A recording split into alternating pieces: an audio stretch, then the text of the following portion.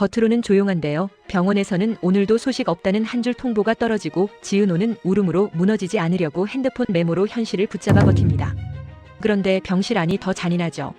이지혁이 지은호를 밀어내는데 그게 냉정해서가 아니라 애틋하고 미안해서라는 게 문제예요. 선후배로 지내자는 말은 칼처럼 차가운데 정작 이지혁의 숨과 눈빛은 자꾸 흔들립니다. 그 1초가 지은호를 더 단단하게 만들면서도 더 아프게 만들고요. 병실을 나와 혼자 선 지은호는 무너질 듯 하다가도 자세를 고쳐 앉습니다. 믿음이 예뻐서가 아니라 믿지 않으면 지금 당장 자신이 꺾일 것 같아서요. 그 순간 날아드는 미확인 연락과 추가 확인이라는 말. 기다림이 단순한 버팀이 아니라 서류가 흔들리는 냄새로 바뀌기 시작합니다. 누가 어디까지 손을 댄 건지 아직 말하지 않는데도 불길함이 스며들어요. 박진석의 집은 더 차갑습니다. 고성희가 무릎 꿇고 사죄쇼를 펼치지만 박진석은 소리를 지르지 않습니다. 화가 풀려서가 아니라 이미 다 알고 있어서 오히려 그 침묵이 더 무섭죠. 그런데 고성희는 그 정적을 용서로 착각합니다. 차 한 잔 일어나 한마디에 속으로 웃음이 새어나오고 판이 다시 내 쪽으로 왔다고 확신해요. 마지막으로 영나와 지화는 작업실에서 라면 한 그릇으로 숨을 돌리는데요. 달달한 연애가 아니라 안 먹으면 더 망가져 같은 현실로 서로를 붙잡는 관계라 더 찡합니다. 결론은 하나예요. 오늘도 소식이 없다는 말이 누군가에겐 끝이 아니라 더 오래 버티라는 명령이 될 수도 있더라고요. 지은호는 그 말을 듣는 순간 심장이 먼저 움찔했는데요. 병원 복도는 늘 그렇듯 차갑고 소독약 냄새는 숨을 들이마실 때마다 목을 얇게 긁고 지나갔습니다. 그런데도 지은호는 그 자리에서 주저앉지 않았어요. 무너질 이유가 없어서가 아니라 무너져버리면 그 다음을 누구도 대신해주지 못한다는 걸 이미 여러 번 배웠기 때문입니다. 간호사가 짧게 고개를 저었습니다. 지은호님, 오늘도 아직 연락이 없어요. 말끝이 깔끔하게 정리되지 못하고 공중에서 조금 흔들렸는데요. 아직이라는 단어가 붙는 것만으로도 사람 마음이 얼마나 잔인하게 흔들리는지 지은호는 알았습니다. 아직은 희망처럼 보이지만 사실은 기다림의 길이를 무한대로 늘려버리는 말이기도 하니까요. 지은호는 네 하고 대답을 했는데요. 평소처럼 밝게 웃는 건 아니었고 그렇다고 울먹이며 매달리는 것도 아니었습니다. 그저 자기 목소리가 너무 떨려서 그 떨림이 밖으로 튀어나가지 않도록 입술을 살짝 누르듯 닫아두는 정도였어요. 이지혁이 누워있는 병실이 바로 몇 걸음 뒤인데 거기까지 가는 길이 오늘은 유난히 길게 느껴졌습니다. 혹시 상황이 더 안 좋아진 건 아니죠? 지은호가 묻자 간호사는 잠깐 망설였고요. 그 망설임이 지은호의 속을 가장 먼저 찔렀습니다. 지은호는 그 표정 하나로도 이미 10가지 결론을 만들어내는 사람이 되어 있었어요. 그러나 지은호는 바로 결론으로 달려가지 않았습니다. 지금 필요한 건 공포의 상상력이 아니라 오늘을 살 수 있게 하는 현실 감각이었거든요. 큰 변화는 없어요. 다만 담당 코디네이터가 잠깐 확인해보자고 하셔서요. 그 말에 지은호의 목 뒤가 짧게 서늘해졌습니다. 확인해보자는 말은 때로 위로 갔지만 때로는 통보로 가기 직전의 문장이니까요. 지은호는 고개를 한번 끄덕였는데요. 끄덕이는 동작이 마치 알겠어요. 저는 지금부터 다시 버틸게요라는 서약처럼 느껴졌습니다. 복도 끝에 유리창 너머로 아침 햇빛이 들어오고 있었는데요. 그 햇빛이 따뜻해서가 아니라 차가운 공간에 따뜻한 것처럼 보이는 빛이 있다는 사실이 오히려 더 아프게 다가왔습니다.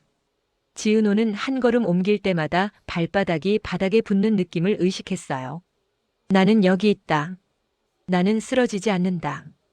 그런 식으로 자기 몸의 감각을 붙잡고 있었습니다. 그런데요, 이 병원에 와서 지은호가 가장 자주 하는 행동이 무엇인지 아십니까? 기도도 아니고 울음도 아니고 누군가에게 전화에 매달리는 것도 아니었어요. 지은호는 핸드폰을 꺼내 메모장을 열었습니다. 마치 현실을 종이에 못 박아두기라도 하듯 오늘 해야 할 일을 아주 구체적으로 적어 내려갔습니다. 9시 반 담당의 면담 가능 시간 확인 10시 검사 결과 재확인 혈액 심전도 11시 반 이지혁 점심 가능 여부 중미음 중 선택 12시 10분 김다정 여사님께 연락 무리하지 않게 13시 기증자 대기 시스템 변경 여부 확인 15시 보호자 동의서 관련 확인 혹시 모를 서류. 지은호가 메모를 적는 손가락이 잠깐 떨렸는데요. 그 떨림이 무서워서 지은호는 더 또박또박 눌렀었습니다. 불안은 보통 흐릿한데 글씨는 선명하잖아요. 선명한 글씨를 보고 있으면 흐릿한 마음이 잠시라도 제자리로 돌아오기도 했습니다. 지은호에게 이건 버티는 방식이었어요. 누군가는 괜찮아, 괜찮아라고 말하면서 버티지만 지은호는 그런 말로 덮지 않았습니다. 덮는 순간 숨이 막히는 걸 지은호는 잘 알고 있거든요. 잠깐 알림이 하나 떴습니다. 부재중 전화 한 통. 발신 번호는 저장돼 있지 않았어요. 지은호는 화면을 가만히 바라봤는데요. 이상하게도 손이 먼저 움직이지 않았습니다. 누군지 모르는 번호가 이 시점에 걸려오는 전화가 얼마나 위험할 수 있는지 지은호는 이미 경험으로 알고 있었어요.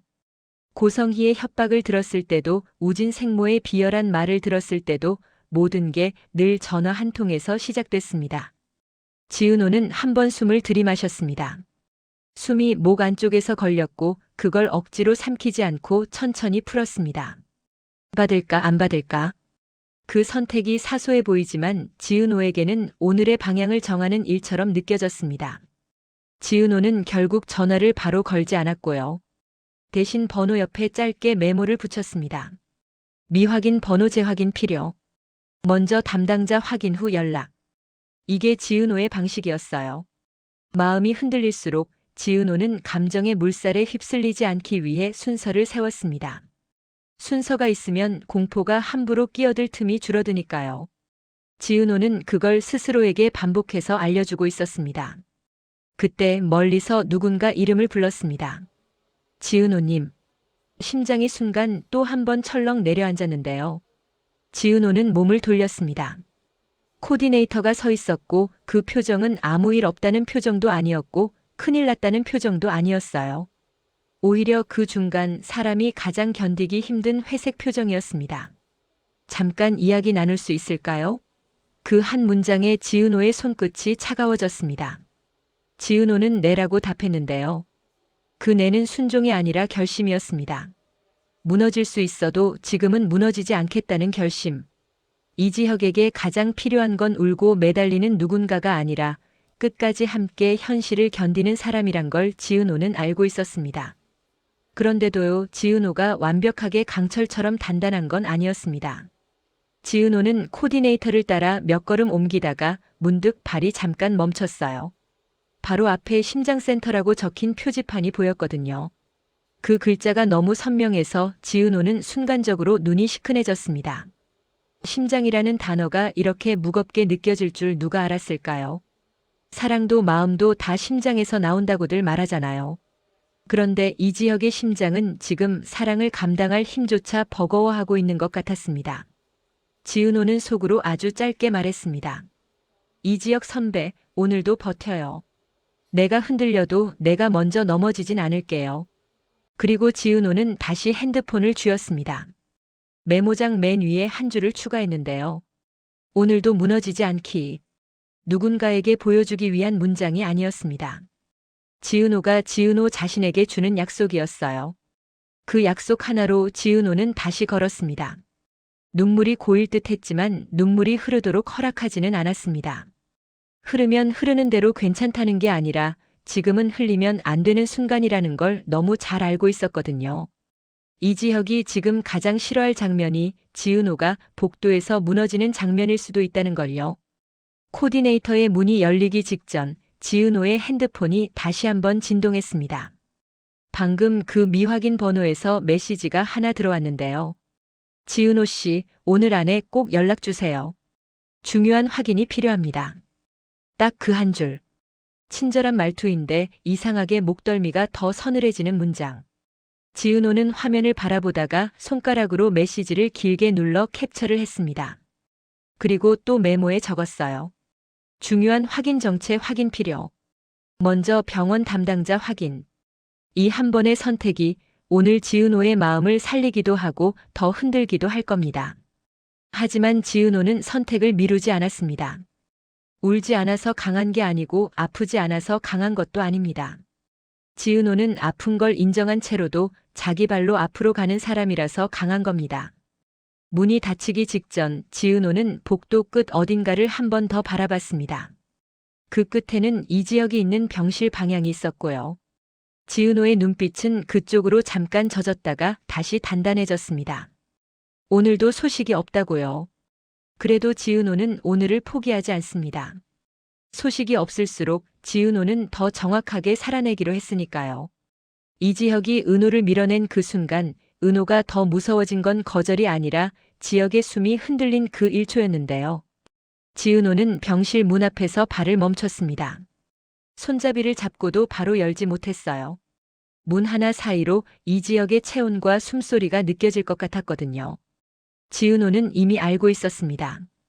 오늘도 이지혁은 자신을 밀어낼 거라는 걸요. 그런데도 지은호가 병실 문을 여는 이유는 단순했어요. 밀어내는 말을 듣고도 떠나지 않겠다는 결심이 아니라 그 밀어냄 속에 숨겨진 진짜 마음을 놓치지 않겠다는 마음이었습니다. 문을 열자 이지혁이 침대에 반쯤 기대어 있었습니다. 얼굴은 평소보다 창백했는데요. 그래도 눈빛만큼은 차갑게 정돈되어 있었어요. 마치 여기까지라고 선을 그어놓고 그 선이 흐트러지지 않게 자신을 붙잡고 있는 사람처럼요.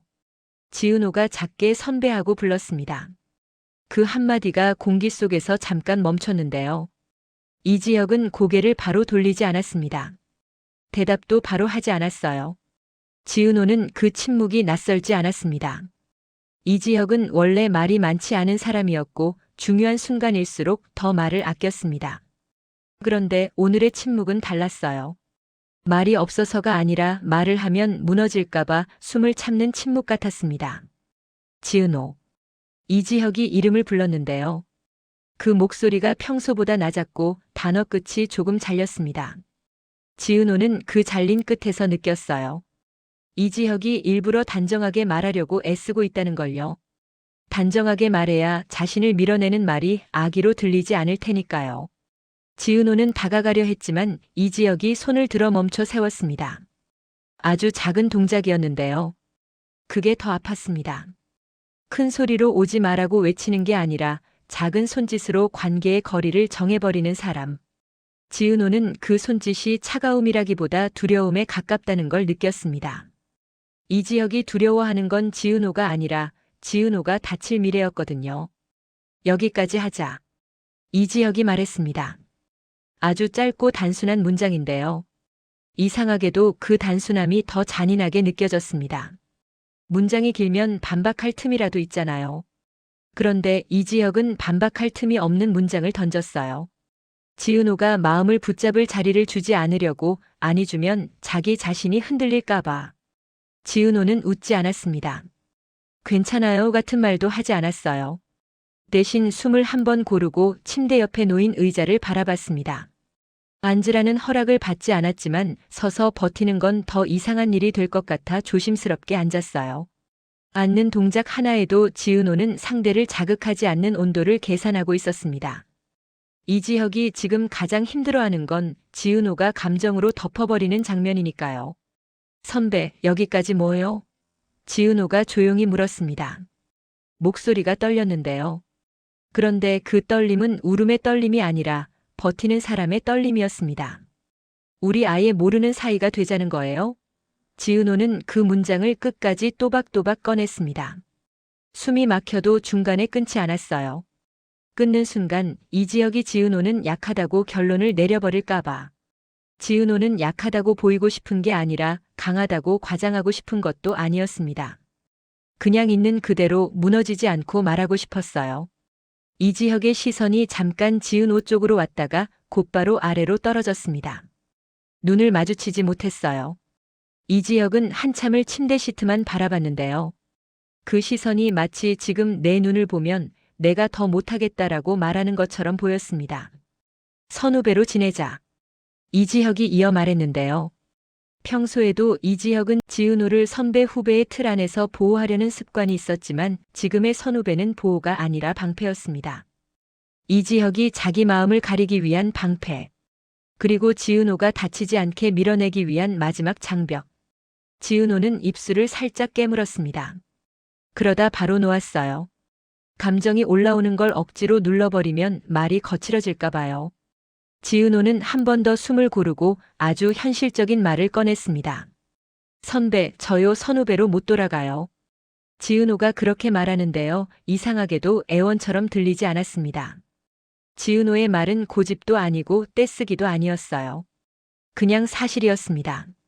그리고 선배도 못 돌아가잖아요. 지은호가 덧붙이자 이지혁의 손가락이 침대 난간을 꽉 잡았습니다. 아주 잠깐 손등에 핏줄이 올라왔어요. 그게 지은호에게는 폭발보다 더 큰 신호였습니다.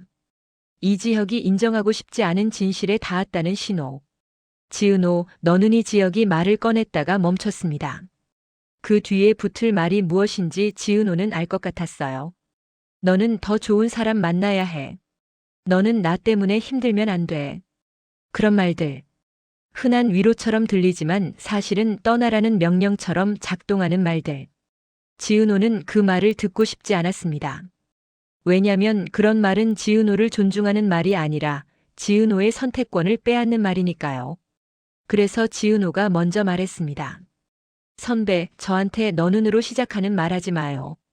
지은호의 목소리가 조금 단단해졌는데요. 이지혁은 그 말에 잠깐 눈썹이 흔들렸습니다. 지은호가 이렇게 정확하게 선을 긋는 걸 이지혁도 예상 못한 듯 했어요. 저는요, 제가 선택해요. 지은호가 말했습니다. 선배가 아픈 것도 선배가 무서운 것도 다 알아요. 그런데 그걸 이유로 저를 밀어내는 건 선배가 저 대신 선택하는 거예요. 지은호는 말하면서도 속이 뜨거워졌습니다.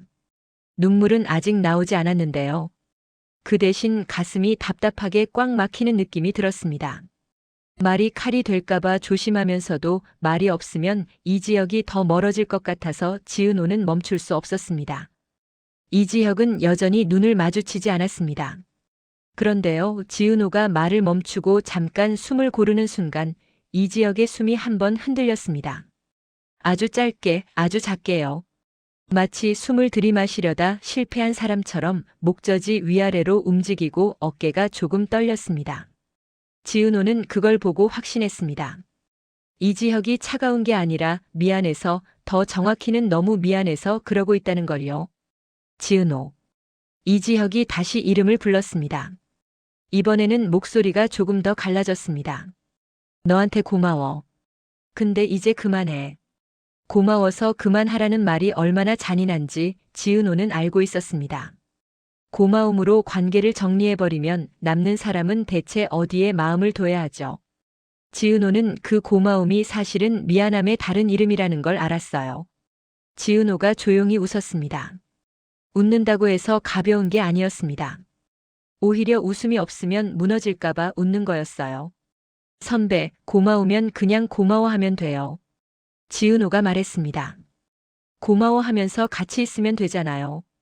지은호의 말은 설득이 아니었습니다. 이지혁을 붙잡아 끌어오려는 것도 아니었어요. 지은호는 이지혁이 자기 마음을 죄책감으로 번역하지 않길 바랐습니다. 지은호는 이지혁에게 부담이 되기 싫어서가 아니라 이지혁이 자기 자신을 미워하지 않길 바랐습니다. 이지혁이 고개를 아주 조금 들었습니다. 그리고 마침내 지은호를 바라봤는데요. 그 눈빛이 차가운 눈빛이 아니라 물기가 얇게 깔린 눈빛이었습니다.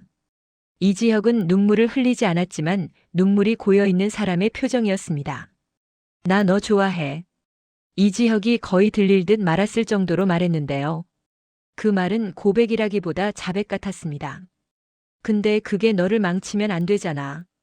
이지혁이 말하는 순간 지은호의 심장이 또 한 번 내려앉았습니다. 지은호는 그 자백이 얼마나 힘겹게 나온 말인지 알았어요. 이지혁은 지금도 자신이 사랑하는 사람에게 사랑을 주는 게 아니라 사랑을 빼앗는 방식으로 보호하려고 하고 있었습니다. 지은호는 고개를 저었습니다. 단호하게, 그러나 소리 없이요. 선배, 저 망가지지 않아요. 지은호가 말했습니다. 그리고 선배가 저를 망친다고 생각하는 게 저는 더 싫어요. 지은호의 목소리가 조금 떨렸는데요. 그 떨림은 울음이 아니라 억울함이었습니다. 지은호는 이지혁에게 괜찮아라고 덮어주고 싶지 않았습니다. 대신 진짜를 보여주고 싶었어요. 지은호는 약한 사람이 아니라 선택하는 사람이었습니다. 저는 선배를 믿어요. 지은호가 말을 이었습니다. 선배가 지금 저를 밀어내는 이유도 알아요. 그게 차가워서가 아니라 미안해서라는 거. 그 말을 듣자 이지혁의 눈이 잠깐 감겼습니다. 그 순간 이지혁이 숨을 한 번 크게 내쉬었는데요. 마치 들킨 사람처럼요. 지은호는 그 숨에서 이지혁이 얼마나 오래 버텼는지 느꼈습니다. 지은호가 마지막으로 말을 덧붙였습니다. 선배, 저는 붙잡으려고 온 게 아니에요. 그럼 왜 왔어? 이지혁이 처음으로 날카롭게 물었는데요. 날카로웠지만 그 안에는 공포가 섞여 있었습니다. 지은호는 흔들리지 않으려고 손바닥을 무릎 위에 꼭 눌렀습니다. 그리고 아주 조용히 그러나 분명하게 말했어요. 선배가 혼자 미안해하지 않게 하려고 왔어요. 지은호의 말이 병실 공기를 바꿔놓았습니다. 갑자기 소리가 줄어든 것처럼 조용해졌고 이지혁의 눈빛이 잠깐 흔들렸습니다. 지은호는 그 흔들림이 패배가 아니라 살아있음이라고 느꼈습니다. 이지혁은 다시 고개를 돌렸습니다. 아직도 눈을 오래 마주칠 용기가 없다는 듯이요. 하지만 지은호는 알았습니다. 이지혁은 지은호를 밀어내고 싶어서 밀어내는 게 아니라 지은호가 떠나지 않으면 자기 마음이 무너질까봐 두려워서 그러는 거라고요. 그래서 지은호는 자리에서 벌떡 일어나지 않았습니다. 알겠어요 하고 물러서지도 않았어요. 대신 아주 천천히 의자에서 일어나 병실 문 쪽으로 한 걸음만 옮겼습니다. 그리고 문손잡이를 잡기 전에 이지혁이 들을 수 있게 한마디만 남겼습니다. 선배, 오늘도 미안해하지 말아요. 지은호가 말했습니다. 선배가 저를 멀리해도 제 마음이 줄어드는 건 아니니까요. 그 말을 끝내고 지은호가 문을 열려는 순간 이지혁의 숨이 또 한 번 흔들렸습니다. 이번에는 더 크게요. 마치 가지 말하고 싶지만 말하지 못하는 사람의 숨. 지은호는 그 숨을 들었고 그걸 가슴에 넣고 문을 열었습니다. 지은호는 울지 않았습니다. 하지만 지은호는 확신했어요. 이지혁의 거리두기는 차가움이 아니라 애틋함과 미안함이라는 걸요. 그리고 그 미안함을 혼자 짊어지게 두지 않겠다는 마음이 지금 지은호를 다시 복도로 밀어내고 있었습니다. 문을 닫고 나오자마자 지은호가 진짜로 무너진 건 눈물이 아니라 내가 지금 뭘 믿고 버티고 있지? 라는 질문이었는데요. 지은호는 병실 문을 조용히 닫고 복도로 나왔습니다. 손잡이에서 손을 떼는 순간까지도 손끝에 이지혁의 기운이 남아있는 것 같았고요. 문 하나 사이에 두고도 이지혁의 숨이 흔들리던 소리가 계속 귀에 맴돌았습니다. 지은호는 걸음을 때려다가 잠깐 멈췄습니다. 마치 발이 바닥에 붙어버린 것처럼요. 방금 전 이지혁의 표정, 그 말투, 그 눈빛, 그리고 무엇보다도 끝내 눈을 오래 마주치지 못하던 그 미안함이 지은호의 가슴을 계속 눌렀습니다. 선후배로 지내자라는 말이요. 사람을 정리할 때 가장 안전한 단어처럼 들리는데 사실은 가장 잔인한 말이기도 하잖아요. 왜냐면 그 안에는 내 마음은 잠깐의 실수였어 같은 뉘앙스가 숨어버리니까요. 지은호는 그런 식으로 자신의 마음이 축소되는 게 싫었습니다. 그래서 아까 병실 안에서 저는 제가 선택해요라고 말했는데요. 말은 그렇게 했지만 문을 닫고 나온 순간부터 마음이 다시 흔들리기 시작했습니다. 지은호는 복도 끝에 있는 벤치를 보았습니다.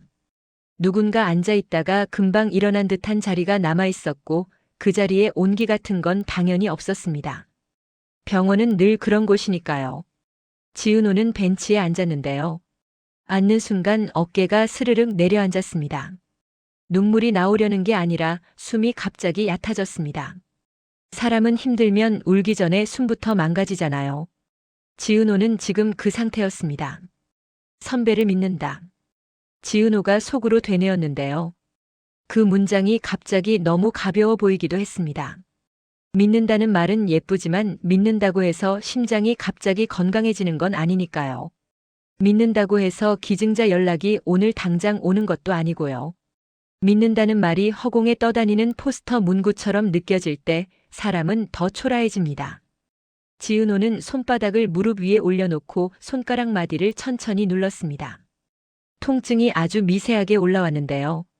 지은호는 그 작은 통증이 오히려 좋았습니다. 마음이 너무 멀리 날아가려고 할 때 몸의 감각은 사람을 현재로 끌어당겨주니까요. 지은호는 핸드폰을 꺼냈습니다. 습관처럼 메모장을 열었고요. 아까 적어둔 일정표가 눈에 들어왔습니다. 9시 반 담당의 면담, 10시 검사 재확인, 11시 반 점심 가능 여부 글씨는 또박또박했는데 그 또박또박한 글씨들이 지은호에게는 하나같이 너는 계속 해야 해라고 말하는 것 같았습니다. 그 말이 위로로 들릴 때도 있지만 지금은 약간 압박처럼 느껴졌습니다. 지은호는 잠깐 화면을 내렸습니다. 그리고 메모장 맨 아래에 세 줄을 만들었습니다.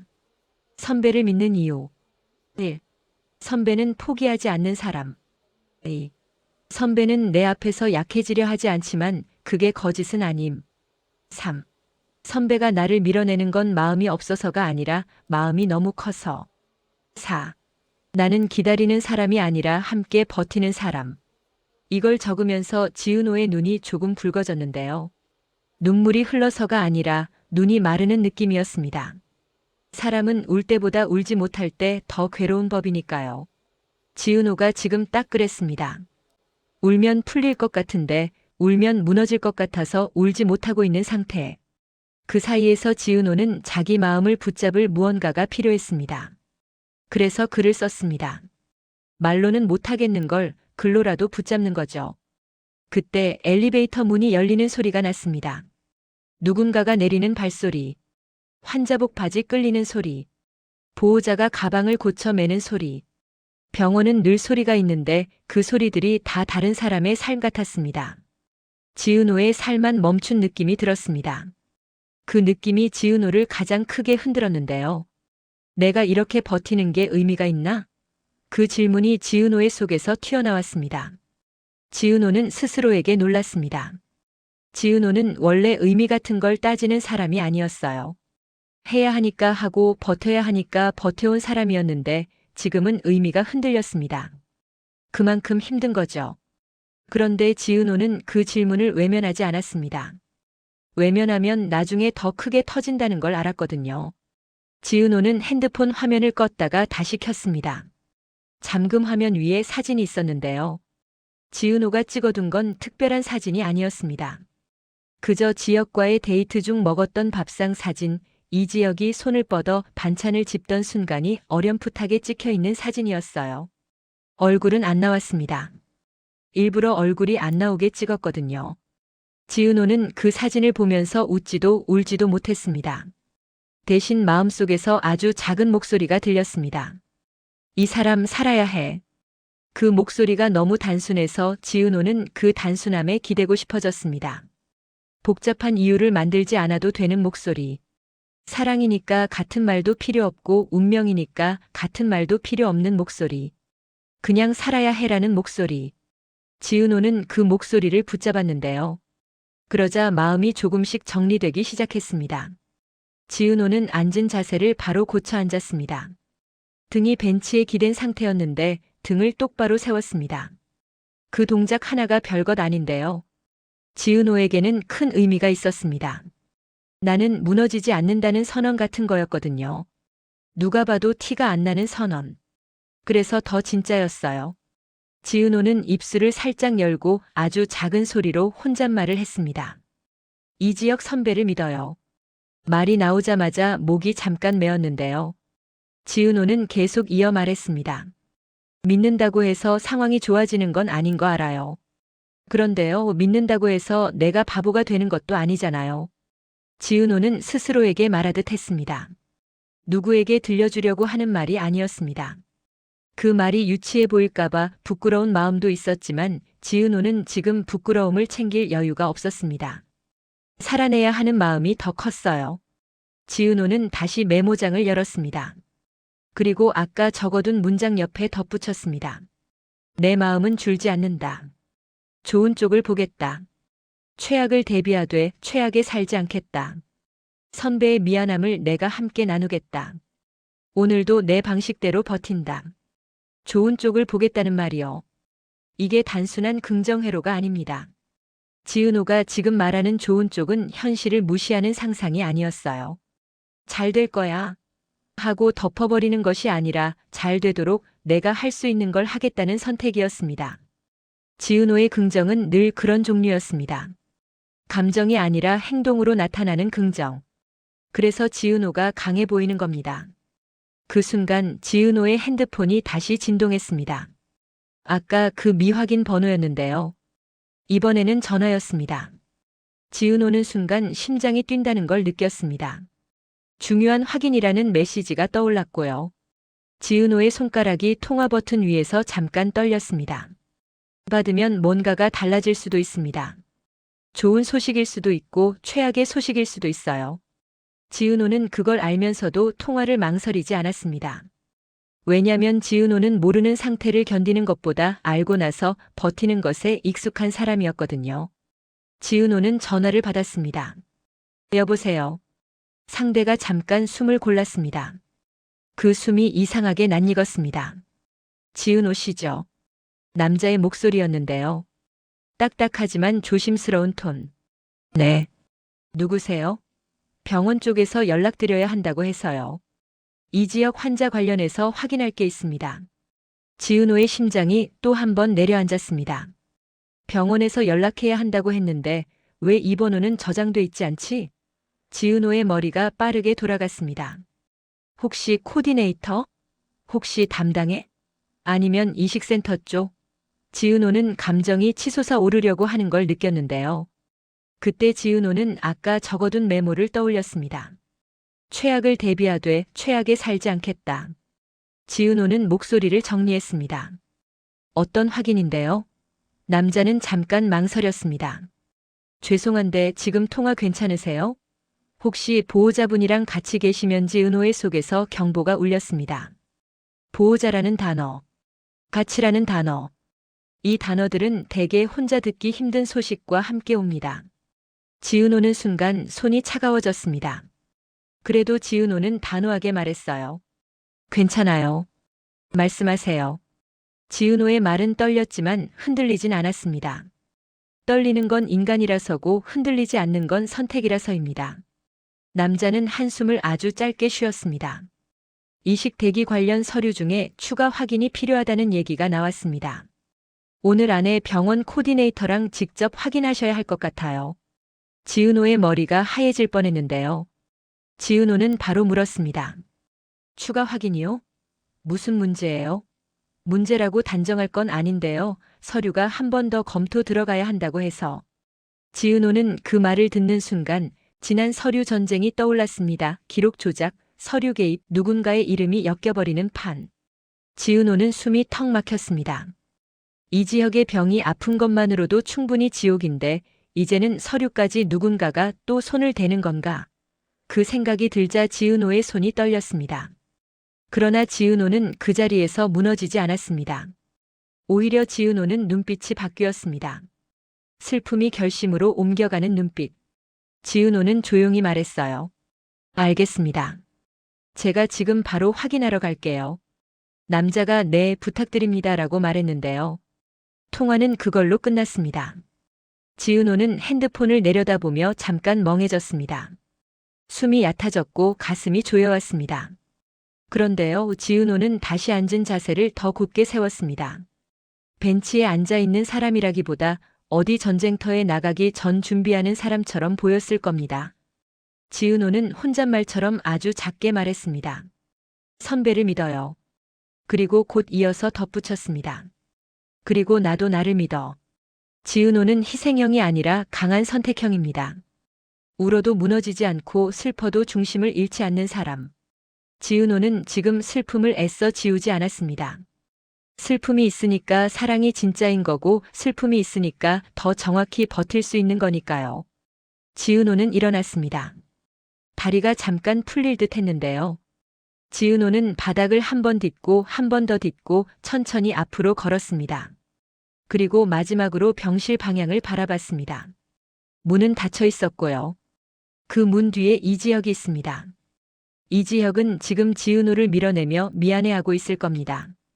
지은호는 속으로 말했습니다. 선배, 내가 선배를 믿는 건 선배가 강해서가 아니에요. 선배가 약해도 선배가 무너져도 결국 다시 버티는 사람이니까 믿는 거예요.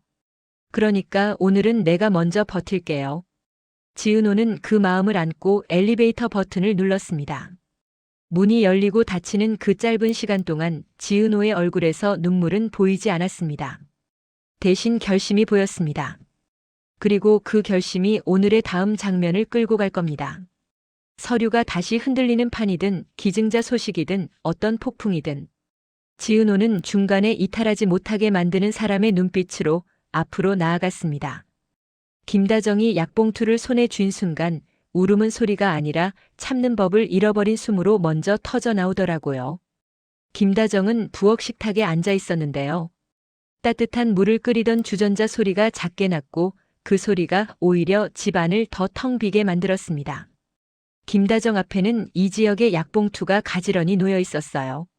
누가 보면 그냥 약일 뿐인데 김다정에게는 그 봉투 하나가 아들의 시간처럼 느껴졌습니다.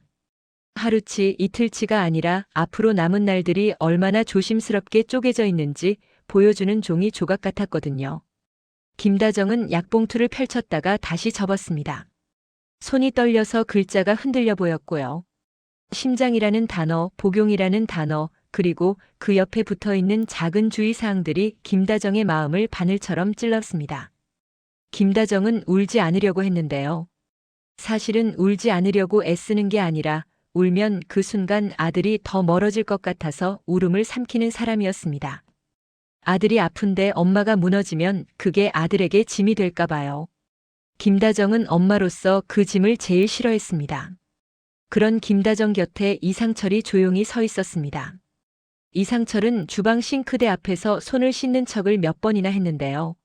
물을 잠그고도 한참을 거기 서 있었어요.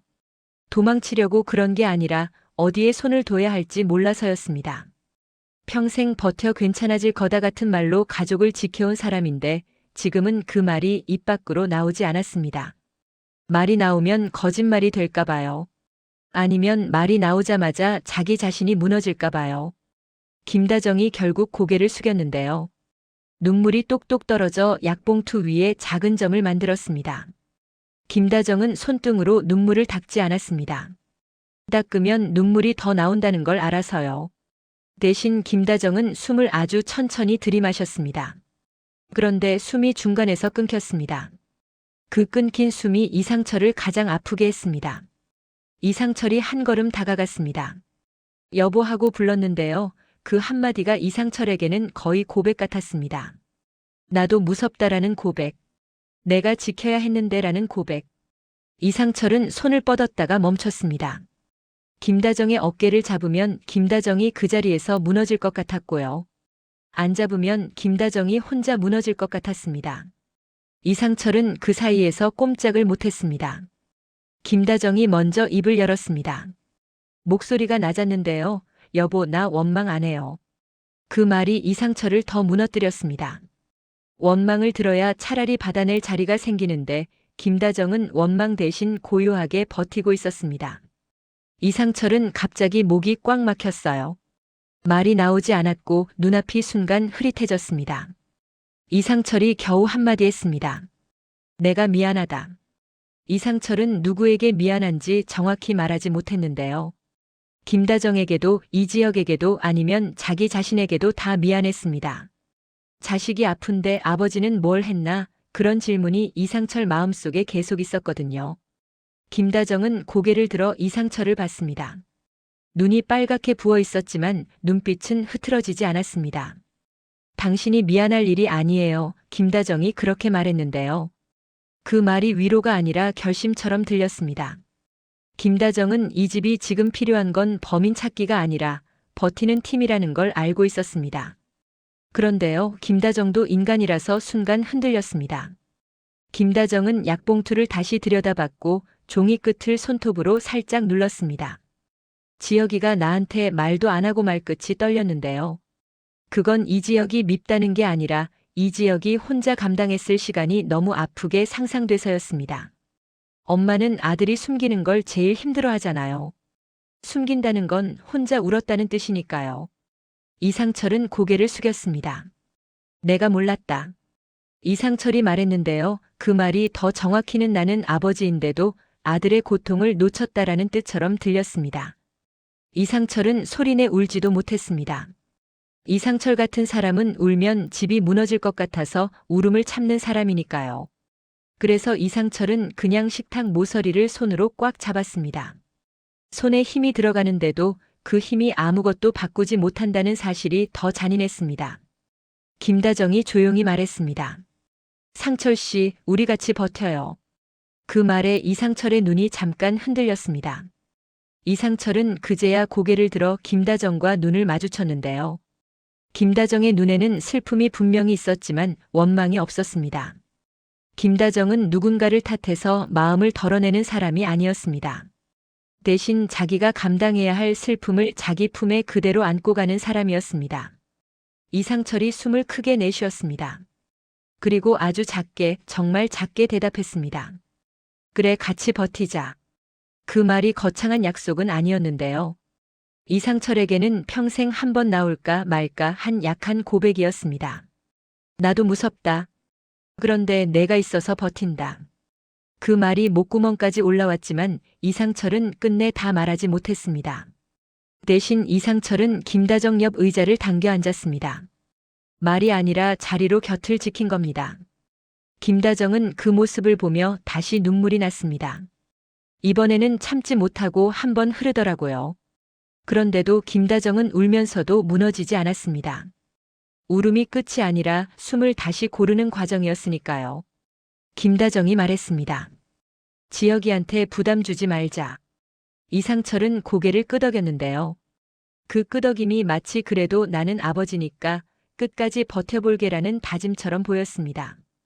김다정은 약봉투를 다시 정리해 작은 봉투함에 넣었습니다.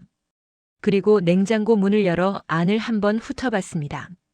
반찬이 몇 개 있었고 국이 조금 남아 있었는데요. 김다정은 그걸 보며 아주 현실적인 말을 했습니다. 오늘은 지혁이 먹을 만한 거 좀 만들어야겠어요. 이 말이요. 슬픔을 덮는 말이 아니라 슬픔을 안고도 살아가는 말이었습니다. 이상철이 그제야 힘겹게 말했습니다. 내가 장 봐올게. 김다정이 이상철을 바라봤습니다. 괜찮겠어요? 이상철은 잠깐 멈칫하다가 대답했습니다. 괜찮아지진 않아도 해야지. 그 순간이 이 집의 작은 심리적 클라이맥스였는데요. 괜찮아질 거야가 아니라 괜찮지 않아도 한다는 말. 이게 가족의 버팀이었습니다. 갈등이 아니라 상실을 함께 드는 팀. 김다정과 이상철은 서로를 붙잡고 울어주지도 않았고 서로에게 화풀이도 하지 않았습니다. 대신 같은 방향으로 앉아 같은 공포를 바라보며 오늘 해야 할 일을 한 가지씩 꺼내기 시작했습니다. 그리고 그게 이 집이 무너지지 않는 이유였습니다. 한편 고성이가 무릎을 꿇던 그 순간 박진석이 무너진 건 분노가 아니라 이 여자가 아직도 끝을 모른다는 허무였는데요. 박진석은 거실 소파에 앉아 있었습니다. 집안은 조용했는데 그 조용함이 편안해서가 아니라 무언가를 집요하게 눌러놓는 조용함이었습니다.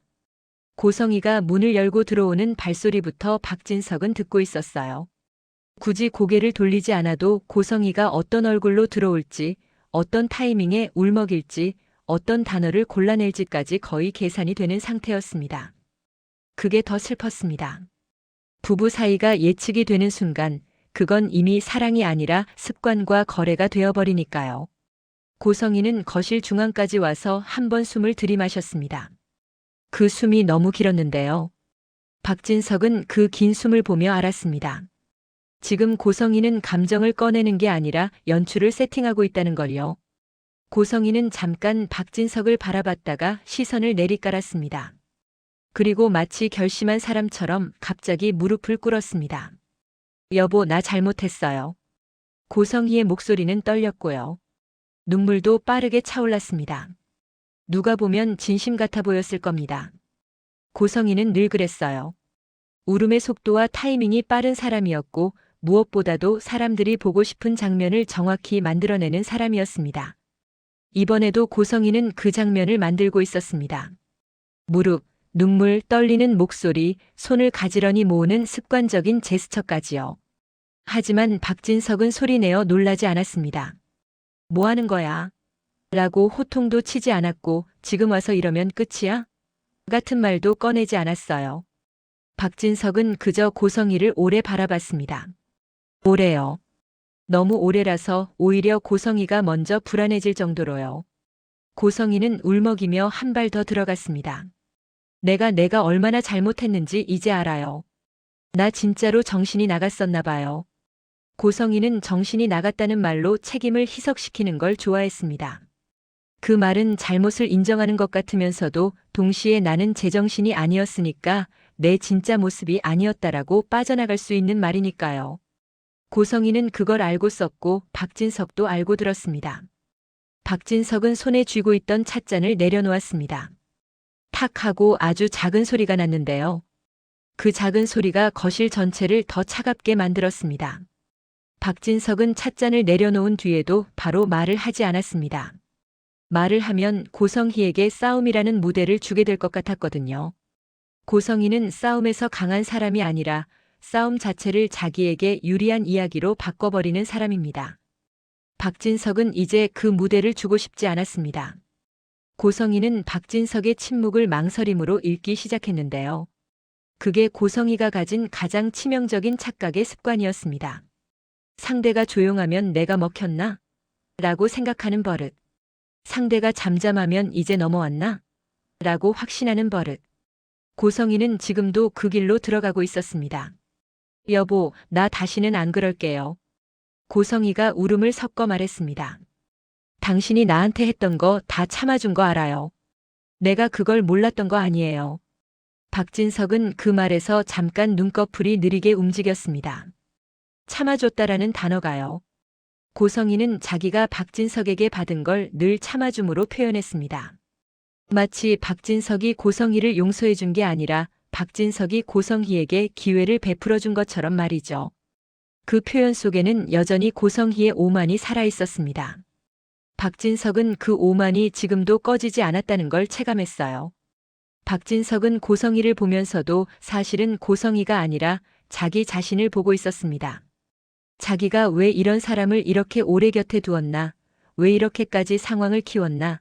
왜 아이들까지 상처를 받게 만들었나? 그런 질문이 조용히 목을 조여왔습니다. 분노가 아니라 죄책감. 그 죄책감이 박진석을 더 늙게 만들었습니다. 그래서 박진석의 표정에는 소리 없는 피로가 묻어 있었어요. 고성희는 무릎 꿇은 자세로 조금 앞으로 기어오듯 다가왔습니다. 나 진짜로 마지막이에요. 당신이 원하면 나 어디든 갈게요. 당신 앞에서만 기회 한 번만 주세요. 마지막이라는 단어. 박진석은 그 단어를 듣는 순간 속이 서늘해졌습니다.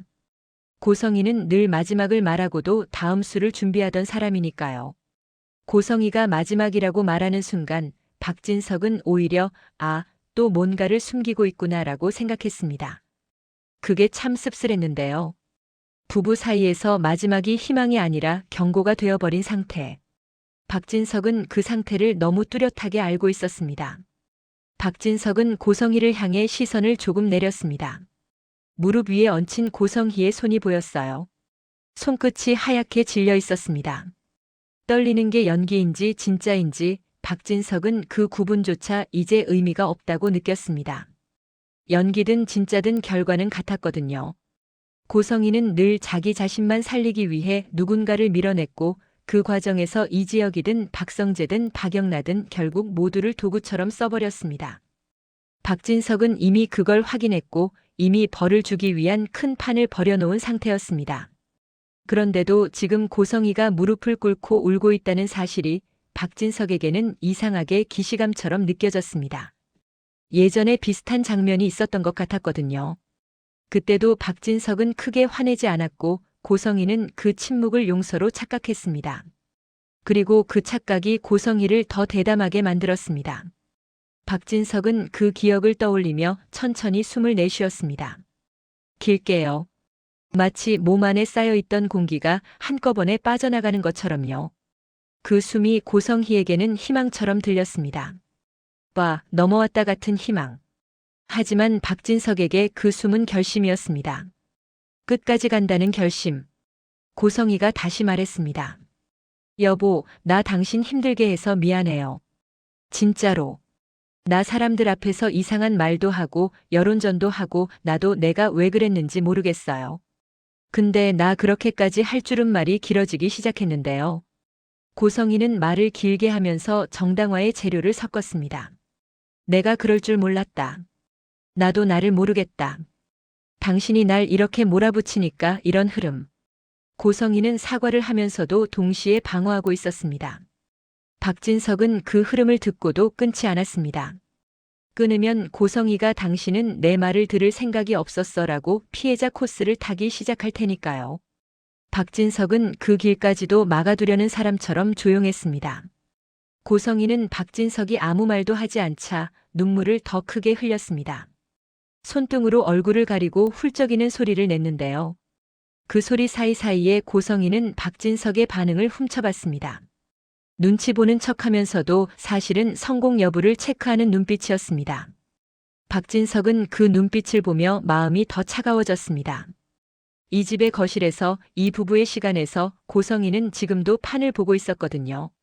사랑도 아니고 진심도 아니고 판. 박진석은 고성희가 울음을 잠깐 멈추는 타이밍을 기다렸다가 아주 짧게 말했습니다. 다 했어? 딱 3글자였는데요. 그 말이 고성희의 등을 서늘하게 만들었습니다.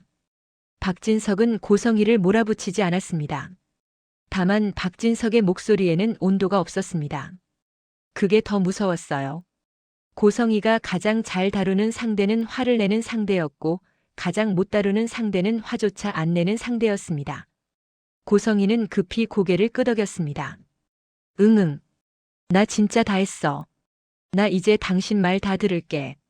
고성희는 말 다 들을게라고 하면서도 마음속에는 이제 넘어왔다라는 계산이 깔려 있었습니다. 박진석이 큰 소리를 안 내는 걸 고성희는 분노가 가라앉았다고 착각하고 있었거든요. 박진석은 다시 한번 고성희를 오래 바라봤습니다. 고성희의 눈물 자국, 부은 눈, 무릎을 꿇은 자세, 손을 모은 모양까지요. 그리고 박진석의 머릿속에는 다른 장면들이 겹쳐 지나갔습니다. 고성희가 라이브 방송에서 박진석 회장 아내라고 울며 호소하던 얼굴, 회사 이미지가 흔들리던 순간 성재와 영나가 상처받던 표정, 그리고 무엇보다도 이 사람은 끝까지 자기만 살리려고 한다라는 확신이요. 박진석은 그 겹쳐진 장면들을 밀어내지 않았습니다. 밀어내면 마음이 편해지겠죠. 하지만 박진석은 지금 편해지려고 하는 게 아니었습니다. 박진석은 정확해지려고 했습니다. 자신이 어떤 선택을 하는지, 그 선택이 누구에게 어떤 결과를 주는지 끝까지 확인하고 책임지겠다는 얼굴이었습니다. 고성희가 조심스럽게 물었습니다. 여보, 나 일어나도 돼? 그 물음이 참 기가 막혔는데요. 고성희는 사과를 하고 있으면서도 허락을 받아내는 방식으로 상황을 자기 쪽으로 끌어오려 했습니다. 박진석이 일어나라고 말하면 그건 고성희에게 용서의 신호가 되니까요. 고성희는 그 신호를 얻고 싶었습니다. 박진석은 바로 대답하지 않았습니다. 대신 손가락으로 소파 팔걸이를 천천히 쓸었습니다. 아주 사소한 동작인데도 그 동작이 고성희에게는 시간이 늘어나는 고문처럼 느껴졌을 겁니다. 고성희는 울음이 멎었고 이제는 숨이 거칠어졌습니다. 연출이 흔들리는 순간이었습니다. 고성희의 얼굴에 진짜 공포가 잠깐 비쳤습니다. 혹시 안 넘어왔나? 하는 공포요. 그 공포가 보이는 순간 박진석은 마음이 더 비었습니다. 분노로 뜨거워지는 게 아니라 허무로 식는 느낌. 박진석은 그 허무가 자신을 지키는 갑옷이라는 것도 알고 있었습니다. 감정이 뜨거워지면 실수합니다. 박진석은 실수하면 안 되는 판을 이미 버려놨습니다. 그래서 박진석은 침묵을 선택했습니다. 침묵으로 고성희를 바라보는 것. 그게 지금 박진석이 할 수 있는 가장 큰 압박이었습니다. 박진석은 마침내 고성희에게 시선을 고정한 채 아주 짧게 말했습니다. 내가 지금 널 어떻게 보고 있는지 너는 알아? 질문이었는데요. 캐내는 질문이 아니라 체감을 확인하는 질문이었습니다. 고성희가 진짜로 느끼고 있는 게 죄책감인지 아니면 또 다른 계산인지 박진석은 그걸 보려고 했습니다. 고성희는 순간 멈칫했습니다. 그리고 곧바로 고개를 숙이며 다시 눈물을 끌어올렸습니다. 당연히 알아, 나 잘못했어. 내가 다 망쳤어. 고성희는 그렇게 말하면서도 속으로는 박진석의 질문을 기회로 바꾸고 있었습니다. 그래, 이 정도면 됐다라는 결론을 자기 스스로 내리려는 얼굴. 박진석은 그 얼굴을 보며 결국 확신했습니다. 고성희는 반성이 아니라 살아남기를 하고 있다. 박진석은 그 확신을 말로 꺼내지 않았습니다. 말로 꺼내는 순간 고성희는 또 다른 연기를 꺼낼 테니까요. 박진석은 그저 고개를 아주 조금 끄덕였는데요. 그 끄덕임은 용서가 아니라 확인했다는 끄덕임이었습니다. 그리고 그 끄덕임 하나가 고성희에게는 전혀 다른 의미로 들어갔습니다. 고성희는 속으로 생각했을 겁니다. 됐다. 넘어왔다. 역시 무릎 꿇으면 끝이지. 이제 판을 다시 잡는다. 하지만 박진석의 얼굴은 달랐습니다. 박진석의 얼굴에는 승리의 기쁨도 용서의 따뜻함도 없었습니다. 대신 아주 깊은 체감이 있었습니다. 이제 끝을 보겠다는 체감. 그리고 그 체감은 소리보다 훨씬 무겁게 거실에 내려앉아 있었습니다. 여러분 지금까지 49화를 시청해 주셔서 감사합니다. 다음 이야기는 바로 다음 날 이어서 올려드리겠습니다. 감사합니다.